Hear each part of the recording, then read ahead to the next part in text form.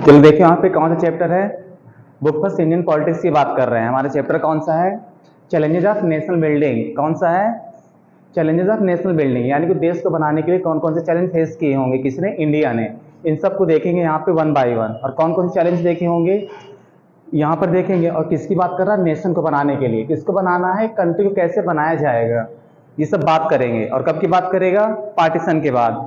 देश हमारा कब आज़ाद होता है? पार्टीशन कब कैसे होता, कह सकते हैं 1947 में।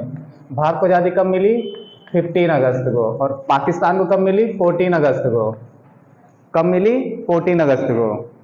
तो यहाँ पर क्या 14 अगस्त एंड 15 अगस्त अलग तो एक साथ होते हैं, तो यहाँ पर क्या है 15 अगस्त एंड 14 अगस्त का। तो जिस कल हमारा क्या है 15 अगस्त, हम क्या मनाएंगे? अपना इंडिपेंडेंस डे मनाएंगे। पाकिस्तान क्या कर चुका होगा? वो मना चुका होगा अपना, क्या कर चुका होगा? मना चुका होगा कल। तो आज मनाएगा, हमने क्या कर, हम कल मनाएंगे। तो ये क्या है, एक साथ आज़ाद हुआ। तो यहाँ पर इसलिए क्यों डिफरेंस आता है ये, क्योंकि 30 मिनट्स का डिफरेंस है। इंडिया और पाकिस्तान के टाइम में क्या है? 30 मिनट का डिफरेंस है। इसलिए क्या है 30। अगर हमारे यहाँ इस समय क्या बज रहा है? 8 बजने वाला है, तो वहाँ कितना बज रहा होगा? 7:30। वहाँ कितना बज रहा होगा? 7:30। तो इस तरह टाइम का डिफरेंस है। तो आज़ादी में क्यों मिली? मिड नाइट की बात करते हैं कि 12 बजे के आसपास, तो वहाँ कितना बज रहा होगा? 11:30। इसलिए उस दिन क्या मनाते हो? 14 अगस्त रहा होगा, और हमारे यहाँ क्या था? 15 अगस्त। इसलिए हम लोग एक एक दिन बाद मनाते हैं इस तरह। तो ये तो पार्टीशन की बात हो गई, कौन कौन से देश बने 15 अगस्त को। और इस चैप्टर में क्या क्या पढ़ने जा रहे हैं यहाँ पर ये देखेंगे, यानी 15 अगस्त के बाद की पूरी कंडीशन होगी। इसके पहले कौन कौन से चैलेंज फेस किए, पार्टीशन में कौन कौन से हमें प्रॉब्लम्स फेस करनी पड़ी, इन सब की बात करेंगे। और इसके बाद कौन कौन से चैलेंज निकल कर आते हैं उनको भी देखेंगे वन बाय वन करके। तो हमारा इंट्रोडक्टरी पार्ट है ये चैप्टर का। तो इंट्रोडक्टरी पार्ट में देखते हैं क्या क्या हमें पढ़ना है। तो इसमें क्या होगा, व्हाट बार कहते हैं what we are going to study in this chapter, यानी क्या क्या हम पढ़ने जा रहे हैं। तो क्या क्या पढ़ने जा रहे हैं? चैलेंज फॉर द कहते हैं न्यू नेशन। कौन कौन से चैलेंज आए होंगे न्यू नेशन बनने के लिए? जब इंडिया को बनाया गया होगा तो कौन कौन से चैलेंज फेस किए होंगे, क्योंकि देश को बना लेना आसान थोड़ी होता। और भारत जैसे देश में स्पेशली जहाँ पर इतनी ज़्यादा पॉपुलेशन रही हो, और भारत में सीधे डेमोक्रेसी को अडॉप्ट किया हो, तो क्या तो चैलेंज तो रही होंगे इसके सामने। आसान रहना होगा कि हमने क्या किया, आज नाम लिया एक देश को बनाना, देश बन जाए। ऐसे देश नहीं बनता, देश फेल हो जाते हैं। बहुत देश फेल भी हो गए जैसे बने होंगे।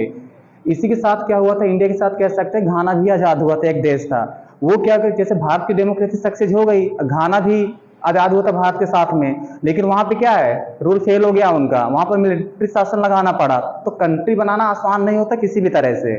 फिर क्या था, पार्टीशन, डिस्प्लेसमेंट एंड कहता है रिहेबिटेशन। यहाँ पर क्या था, पार्टीशन में कैसे इसका पार्टीशन कैसे होता है देखेंगे। प्रोसेस क्या थी पार्टीशन की, पार्टीशन किया क्यों गया था, अगर प्रोसेस क्या थी, कौन कौन सी प्रोसेस को अडॉप्ट किया गया था इसमें, इन सबको देखेंगे।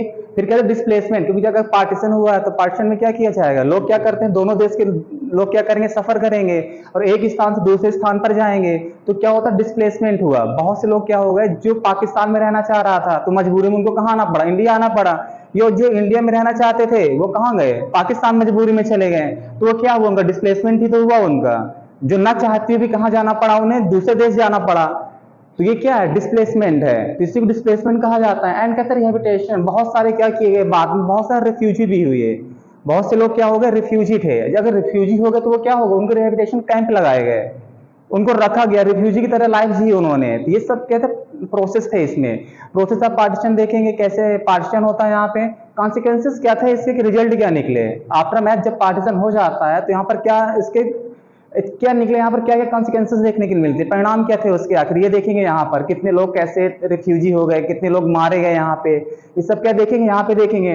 इंटीग्रेशन ऑफ तो कहते हैं प्रिंसली स्टेट, कितनी प्रिंस स्टेट थी उस समय, कह सकते हैं 500 से ज्यादा प्रिंसली स्टेट थी भारत में। कितनी, 500 से ज्यादा कह सकते हैं, 565 है, लेकिन क्या 500 से ज्यादा प्रिंसली स्टेट थी।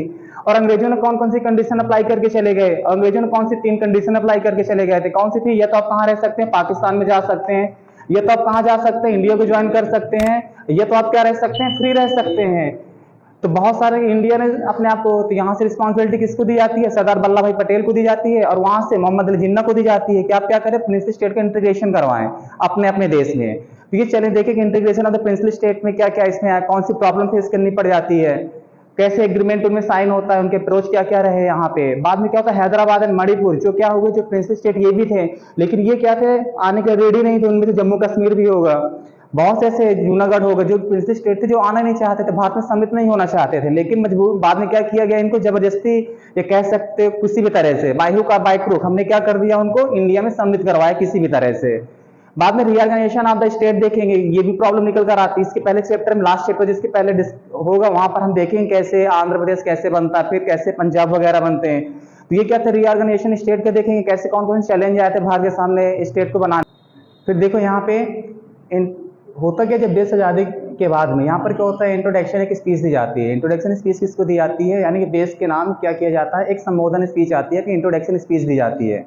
किसके द्वारा दी जाती है, जो हमारे पहले प्रधानमंत्री बनेंगे, कौन बनेंगे, जवाहरलाल नेहरू, उनके द्वारा किया। क्योंकि हमको आज़ादी कब मिली, यहाँ पर मिडनाइट पे, हमने क्या बात की थी, मिडनाइट पे हमें आज़ादी मिलती है, रात में 12 बजे के आसपास हुई। तो इसलिए 15 अगस्त यहाँ पर मेंशन किया गया है। 14 अगस्त किसके लिए हो गया, पाकिस्तान के लिए हो गया, और इंडिया के लिए क्या हो गया, ये 15 अगस्त हो जाता है। बताया मैंने कैसे था। तो हमें कब मिलती है आज़ादी, मिडनाइट की बात कर रहा है, at hour of the midnight की बात करता है। कहता है 15 अगस्त 1947 इंडिया 10 इंडिपेंडेंस, इंडिया को क्या मिल गई, आज़ादी मिल गई थी। इंडिया तो पहले से भी था, इंडिया क्या था, पहले से भी था। वो तो कह सकते हैं पार्टीशन हुआ, बना कौन, पाकिस्तान बना, इंडिया तो पहले से था। लेकिन कह दिया जाता है इंडिपेंडेंस मिली, अंग्रेज चले जाते हैं यहाँ पे, तो इसलिए कहा जाता है कि भारत क्या हुआ, आज़ाद हो गया। बाद में क्या था, यहाँ पर जवाहरलाल नेहरू क्या करते हैं, वो क्या करते हैं, पहले अपनी स्पीच देते हैं, एड्रेस करते हैं। किसको एड्रेस करते हैं, नेशन को एड्रेस करते हैं। और कहाँ से एड्रेस करते हैं, constitution of the constitution assembly से। याद रखना, 1 मार्क में क्वेश्चन पूछा जा सकता है, स्पीच का नाम क्या था और ये कहाँ से स्पीच दी जाती है। ये क्वेश्चन पूछा जा सकता है, भारत को आज़ादी कब मिली थी। तो यहाँ से ऐसे क्वेश्चन 1 वर्ड में क्वेश्चन क्या हो सकते हैं, फ्रेम हो सकते हैं, बन सकते हैं। तो ये जो स्पीच दी थी उन्होंने, नेशन के नाम जो एड्रेस किया था, उस स्पीच को क्या कहा जाता है, ट्रस्ट विद डेस्टिनी के नाम से जाना जाता है। किस नाम से जाना जाता है, ट्रस्ट विद डेस्टिनी कहा जाता है, उसे याद रखना। डेस्टिनी मींस क्या होता है, भाग्य। स्पीच दी जाती है इसमें। और किसने दी है एड्रेस, किसने किया था, जवाहरलाल नेहरू ने एड्रेस किया था। किसको, देश को, यानी कि संबोधन में किया था कि कैसे हम देश बनाने जा रहे हैं, कौन कौन से हमारे चैलेंज होंगे, कैसे हमको देश को मेंटेन करके रखना है। ये सब क्या होता है इस स्पीच में बताते हैं पूरी तरह से। फिर क्या होता है, वो 2 गोल डिसाइड करते हैं। उनके गोल्स क्या होते हैं, दैट ऑल आर कहता है एग्रीड। इसमें क्या थे, सब एग्री होते हैं। जो गोल जो डिसाइड किए गए 2 गोल्स, इसमें क्या थे, सब कोई एग्री था। कौन कौन से गोल्स थे, that we shall learn our country, तो कहते हैं डेमोक्रेटिक गवर्नमेंट। उस समय क्या था, इंडिया के पास में बहुत सारे चैलेंज थे। चैलेंज क्या था, क्योंकि भारत किसका दोस्त था, कह सकते हैं यूएसएसआर का दोस्त था। क्या है, यूएसएसआर का दोस्त था। अभी तक क्या है, रसिया, यूएसएसआर ही तो है यहाँ पे। किसका दोस्त, यूएसएसआर का दोस्त था। और दूसरा क्या था, यूएसए, इसको नाराज नहीं कर सकते थे। बात किसकी थी, इसको नाराज नहीं कर सकते थे। तो यहाँ पर करता, ये किसको फॉलो किया था, सोशलिज्म कह सकते, कम्युनिस्ट को फॉलो करने वाला देश था। यूएसएसआर किसको फॉलो कर रहा था, कम्युनिस्ट को फॉलो कर रहा था। और यूएसए किसको फॉलो कर रहा था, डेमोक्रेसी को फॉलो कर रहा था, कह सकते कैपिटलिस्ट था, ये सोशलिस्ट था, इसको फॉलो कर रहे थे। और ये किसकी पॉलिसी अडॉप्ट कर रहा है, यूएसएसआर, कम्युनिस्ट की। हमारा अच्छा दोस्त कौन है, यूएसएसआर है। दूसरा कौन है, यूएस, इसको नाराज नहीं कर सकते थे। हमको क्या करना, दोनों को मैनेज करना था। हमको क्या करना था, दोनों को मैनेज करके चलना था। इसलिए हमने क्या कहा, मिक्स को अडॉप्ट कर लेते हैं। मतलब भारत क्या है, डेमोक्रेसी भी है। डेमोक्रेसी का मतलब होता है कैपिटलिस्ट, तो हम पूरी तरह से कैपिटलिस्ट भी नहीं है। हम लोग क्या करते हैं, सोशलिस्ट की भी प्रेफरेंस देते हैं। और हमारे यहाँ क्या, गवर्नमेंट सेक्टर भी रन करता है और पब्लिक सेक्टर भी रन, यानी कि कहते हैं प्राइवेट सेक्टर भी रन करता है, एक साथ रन करते हैं। तो सोशलिस्ट मतलब क्या होता है, क्योंकि सारे गुड्स क्या कर दिया, सब में इक्वल अपॉर्चुनिटी सबको दी जाती है। पढ़े चुके हैं, रसिया ने कैसे क्या किया था, सब्सिडी वगैरह दी थी वहां पे, तो हम लोग सबको फॉलो करते हैं। लेकिन हमने अडॉप्ट किसको किया, डेमोक्रेसी को अडॉप्ट कर लिया। हमने किसको अडॉप्ट किया था, डेमोक्रेसी को। और उस समय क्या था, डेमोक्रेसी, अगर चाइना की बात की जाए, सबसे ज्यादा पॉपुलेशन किसके पास में, चाइना के पास में है। लेकिन चाइना ने डेमोक्रेसी को अडॉप्ट नहीं किया। वो आजाद कब होता, 49 में, लेकिन उसने डेमोक्रेसी को अडॉप्ट नहीं किया। क्यों, उसको डर रहा होगा ना किसी न किसी चीज का। तो अडॉप्ट किसने कर लिया, इंडिया ने अडॉप्ट कर लिया। किसको, डेमोक्रेसी को। और डेमोक्रेसी क्या बन गया, चैलेंज था इंडिया के लिए। क्योंकि किसी भी इतने बड़े देश में, जहां की पॉपुलेशन कह सकते हैं 30 करोड़ के आसपास रही हो उस समय, 30 करोड़ के आसपास रही हो पॉपुलेशन, और डेमोक्रेसी को अडॉप्ट कर लेना आसान नहीं था। क्योंकि यूरोप जैसे देशों ने डेमोक्रेसी को अडॉप्ट किया था, अमेरिका ने सबसे पहले डेमोक्रेसी को अडॉप्ट किया, कह सकते हैं छोटे छोटे देशों ने डेमोक्रेसी को अडॉप्ट किया था, जहां पर गवर्नमेंट को रन करना क्या था, बहुत ही आसान था। लेकिन भारत जैसे देश ने जिसको डेमोक्रेसी को अडॉप्ट कर लिया, जहां पर इतनी सारी लैंग्वेज बोली जाती हो और जहां पर इतने सारे कल्चर डिफरेंस यानी डाइवर्सिटी इतनी ज्यादा पाई जाती है, फिर भी डेमोक्रेसी को अडॉप्ट कर लेना क्या था, अपने आप में चैलेंज था। अब भारत पर सबकी नजर थी, क्योंकि इलेक्शन का टाइम था, इलेक्शन भी होना था, तो भारत पर क्या था, सबकी नजर थी। बहुत सारे इंटरनेशनल मीडिया भी कवर करती है भारत कैसे डेमोक्रेसी को सक्सेस करेगा। तो हमारे पास में क्या था, हमें जब डेमोक्रेसी को अडॉप्ट किया तो सबको इसमें क्या थे, एग्री थे, कोई इसमें इस कंट्रोवर्सी नहीं आई थी यहाँ पर। फिर क्या था, the government will run for the good, इसमें किसकी बात की गई, जो गवर्नमेंट रन करेगी वो किसकी में देख उसको देखभाल की जाएगी, weaker section of the society की बात की जाती है।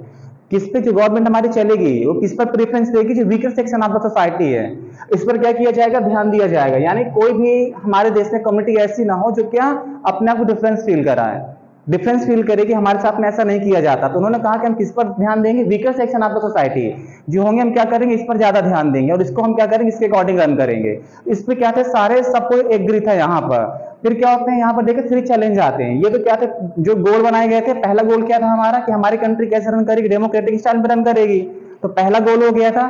दूसरा गोल क्या था कि हम कैसे रन करेंगे, weaker section of the society के लिए हम काम करेंगे, तो इस पर भी सारे लोग एग्री थे। फिर क्या होते हैं नेशन में चैलेंज कौन कौन से आते हैं, देखते हैं चैलेंज कौन कौन से, 3 चैलेंज निकल कर आते हैं। तो क्या आता, पहला आता शेप ऑफ द नेशन, यानी यूनिटी की बात आती है, हम क्या करेंगे, शेप कैसे देना है नेशन को बनाएंगे कैसे, क्या क्या चैलेंज फेस करेंगे उस समय भारत, यानी टू सेव द नेशन, यानी नेशन को क्या करना, सेफ देना था। दूसरा क्या होगा, टू एस्टैब्लिश द डेमोक्रेसी, मैंने क्या अभी बात की यहाँ पर, किसको, डेमोक्रेसी को एस्टैब्लिश करना था, क्योंकि मैंने कहा डेमोक्रेसी उस समय अडॉप्ट करना आसान नहीं था, लेकिन फिर भी क्या हुआ, इंडिया ने डेमोक्रेसी को अडॉप्ट किया और उसके साथ हम चलते हैं डेमोक्रेसी के साथ में। तो ये क्या था, एक चैलेंज था हमारे लिए। फिर क्या होगा, टू इंसेट डेवलपमेंट, और किसकी बात करते हैं, डेवलपमेंट की बात करते हैं, और किसका डेवलप, सोसाइटी का डेवलपमेंट होगा, और सोसाइटी का डेवलपमेंट होगा तो बहुत सारे हम लोग प्रोजेक्ट बनाएंगे उस समय, क्या करेंगे, बहुत सारे प्रोजेक्ट लॉन्च किए होंगे। अगर प्रोजेक्ट लॉन्च करेंगे तो किस लिए होगा, डेवलपमेंट के लिए ये सब काम किया होगा हमने। लेकिन ये 3 चैलेंज से, लेकिन इतना आसान नहीं था इनको कर पाना, लेकिन फिर भी इंडिया क्या करता है, देखेंगे वन बाय वन कैसे।